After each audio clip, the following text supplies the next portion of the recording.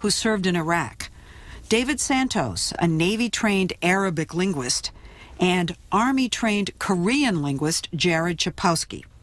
How many people knew? Shoot, at least 100. At least 100?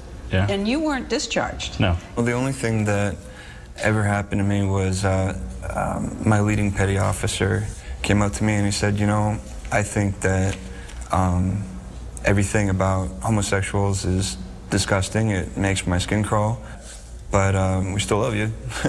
Why do you think the people who knew didn't tell on you that was required? They don't care. It's, you know, these are our peers. This is the generation that also, like with the Will and Grace generation, they were exposed to. The Will and Grace generation? Yeah, that's what we kind of refer to them as. They grew up with it in the media, gays, and they see gay people as humans, as Americans. They don't see gay people as people with a disability or disease.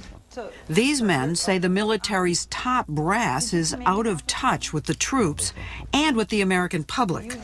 Recent polls show 3/4 of the country now favors allowing gays to serve openly, which is what the British military has done since the year 2000.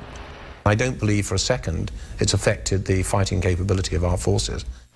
Admiral Sir Alan West, now an anti-terrorism minister in the British government, was head of the Royal Navy back then.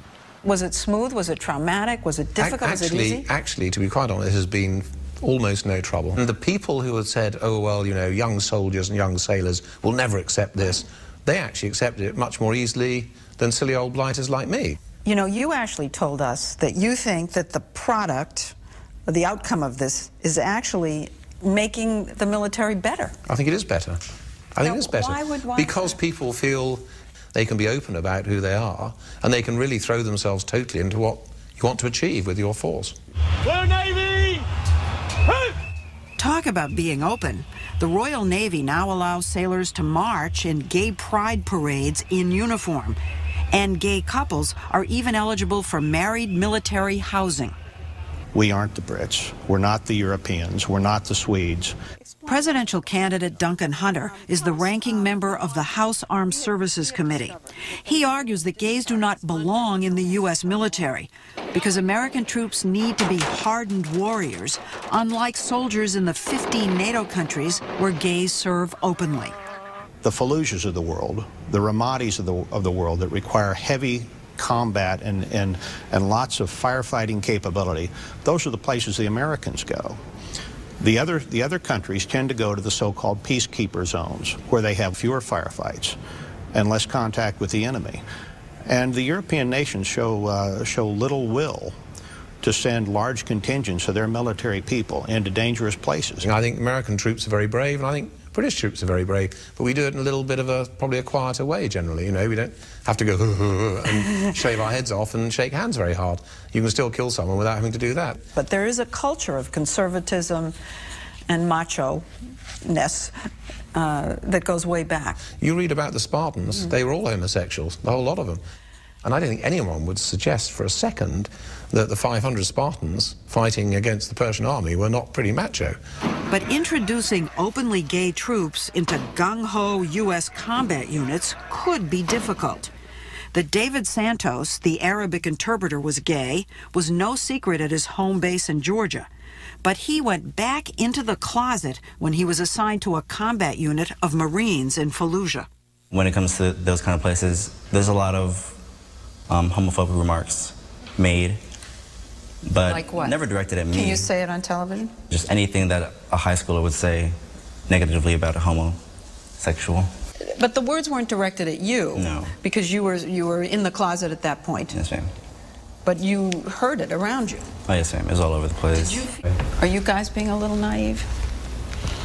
I mean, there is hostility. Well, David's the only one of you who's admitted it so far, but there is. I never experienced the hostility for the most part. Yeah, but you know it's there. Sure, it's there. But there's also still sexism in the Army. There's still racism in the Army. It still exists, but you have harassment policies to cover that. Harassment policies notwithstanding, Steve the submariner, Brian the Marine, and Jared the Army linguist did not re-enlist because of Don't Ask, Don't Tell, like an estimated 4,000 other gay soldiers a year. After David was caught chatting about being gay on a government computer, he was discharged. So how's the campaign going? But Congressman Duncan Hunter says with the Pentagon starting to meet its recruiting goals, now is not the time for change. Would we risk doing away with this system that works, where American families sit around the dinner table and they make a decision that their young man or young woman is going to go into this military because they share the values of that military? Or should we experiment at a time when our military is totally volunteer, when it's extremely capable, and perhaps lose that capability, or perhaps lose those numbers, perhaps lose those reenlistments, and perhaps lose that effectiveness? Wait a second. In 2006, the Army, the only way they could meet their recruiting standards was to give waivers and allow convicted felons, lower mental standards, lower physical standards.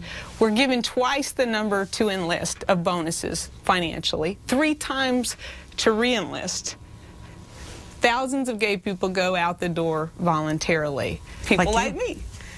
I'm gone, never to come back. You spent $2 million training me to fly airplanes. Thank you very much. And what do you get for all this? What do we get as a country because we've thrown out an Arabic linguist or because we've thrown out a medic? Are we any safer? Are we any more secure? Army medic Darren Manzella says he thinks he will probably be discharged now because of the interview with us.